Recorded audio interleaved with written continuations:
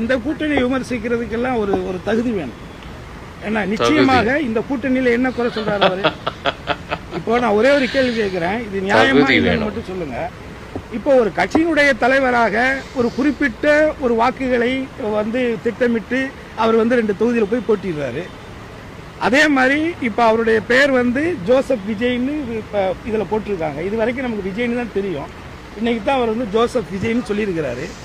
ஆனா சமீபமாக ஒரு வருடங்களுக்கு முன்னாடி அவருடைய தந்தையார் சந்திரசேகர் இயக்குனர் தாய் மதத்துக்கு திரும்பிட்டேன்னு சொல்லியிருக்காரு. தாய் மதத்துக்கு திரும்பிட்டேன்னு சொல்லியிருக்காரு. அப்போ இவர் என்ன அப்படிங்கிற ஒரு கேள்வி இருக்கு. இன்னும் டீப்பெல்லாம் உள்ள போகலாம். பட் நீங்க ஒரு கட்சி தலைவர், அந்த பொறுப்பை உணர்ந்து நீங்க பேசணுங்கிறது என்னுடைய சின்ன வேண்டுகோள். மரியாதை கொடுப்போம். சிறுபான்மையர் ஓட்டெல்லாம் அவ்வளவு ஈஸியெல்லாம் கவரெல்லாம் முடியாது. கருணா சார், உங்களோட பிரச்சனை என்ன? எங்க அண்ணனோட பேரா? எங்க அண்ணனோட பேரு சி ஜோசப் விஜய் அப்படிங்கிறது மட்டும்தானே உங்களுக்கு தெரியும். அவரோட பேர் என்ன தெரியுமா? சி முகமது ஜோசப் விஜய் ஐயங்கார். இப்போ உங்கள் பிரச்சனை சால்வ்டா? இன்னும் எவ்வளோ வருஷம் நீங்கள் இதே மதம் ஜாதி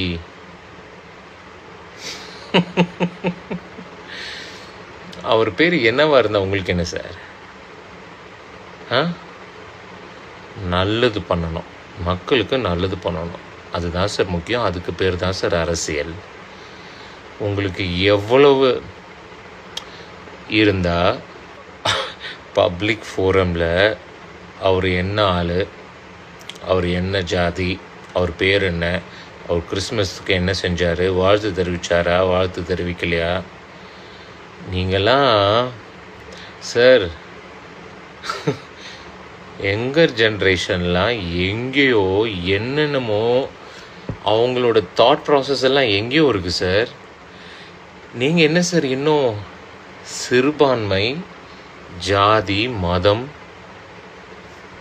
அதெல்லாம் போய்ந்தே சார், போய்ந்தே. என்ன ஒரு மென்டாலிட்டி சார் உங்களுக்கு? பா, இதுக்கு மேலே இதை பற்றி பேசுகிறதில்ல. வணக்கம்.